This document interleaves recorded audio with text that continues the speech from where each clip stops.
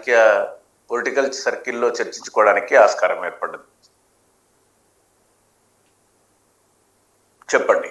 Right, అదే అన్నాను. అంటే మిగిలిన నాయకులు ఎవరు మాట్లాడే ధైర్యం చేయలేని పరిస్థితుల్లో ఎవరు కూడా ఎప్పుడు నిజంగా మీరు అన్నట్టుగా బీఆర్ఎస్ పార్టీలో ఆ పరిస్థితి లేదు. కానీ వాళ్ళ సొంత కూతురే విమర్శిస్తుండడంతో ఈ చర్చ ఇంకాస్త ఎక్కువ అవుతోంది. ఎవరో ఒకళ్ళిద్దరు బయట నాయకులు విమర్శించారు అనుకుంటే అది వేరే విషయం. కానీ సొంత కూతురే సొంత పార్టీ నాయకుల మీదే విమర్శలు చేస్తుండడంతోనే ఎక్కువగా చర్చ జరుగుతోంది. వేరే వాళ్ళ మీదే ఇలా ఉపేక్షించే వాళ్ళ ఎందుకు ఆవిడ మీద చర్యలు తీసుకోవట్లేదు, ఈవెన్ కేసీఆర్ గారు కూడా ఎందుకు మౌనంగా ఉంటున్నారు, ఒక మాట కూడా ఎక్కడ దీని గురించి మాట్లాడట్లేదు అని. అదే తెలియదు, మీకెంత తెలుసు మాకు కూడా అంతే తెలుసు. కాబట్టి ఏం జరుగుతుందో వేచి చూడడం తప్ప ఇంకేం లేదు.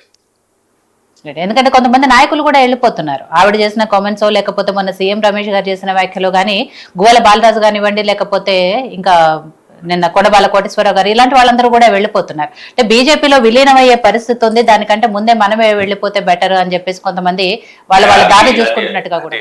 అది కాదు, బీజేపీలో విలీనం అనేటువంటిది జరగదు. బీజేపీలో కానీ ఇంకే పార్టీలో కానీ విలీన ప్రక్రియ అనేటువంటిది నిర్దిగ్ధంగా మనం తోసిపుచ్చొచ్చు. వాళ్ళు ఎందుకు ఎవరి పర్సనల్ ఎజెండా, ఎవరి పర్సనల్ పొలిటికల్ గ్రోత్, లేకపోతే ఎవరి పర్సనల్ కాన్ఫిడెన్స్ వాళ్ళకు ఉంటుంది అంతే తప్ప. కానీ ఈ విలీనానికి లేకపోతే వాళ్ళు వెళ్ళిపోవడానికి ఏ విధమైనటువంటి సంబంధాలు లేవు. మీరు నమ్ముతున్నారా? నేనైతే నమ్మతలేను.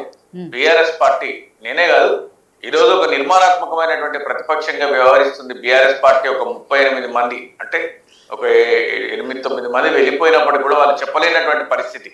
మేము కాంగ్రెస్ పార్టీలోకి మారినము అని చెప్పుకోని పరిస్థితిలో ఉన్నటువంటి పరిస్థితి ఈరోజు కల్పించడంలో, ఎమ్మెల్యేలను కాపాడుకోవడంలో, సుప్రీంకోర్టులో పార్టీకి అనుకూలమైన తీర్పు తెచ్చుకోవడంలో బీఆర్ఎస్ పార్టీ సంపూర్ణ విజయం సాధించింది. కాబట్టి ఎవరో ఓడిపోయిన ఎమ్మెల్యేలు, నేను వింటున్నాం అంటే ఇంకా 10 మంది కారు నుంచి దిగిపోనున్న మాజీ ఎమ్మెల్యేలు అని వింటున్నాం. కానీ అవేం పెద్దగా వాటి గురించి చర్చించుకోవాల్సినటువంటి అవసరం లేదు.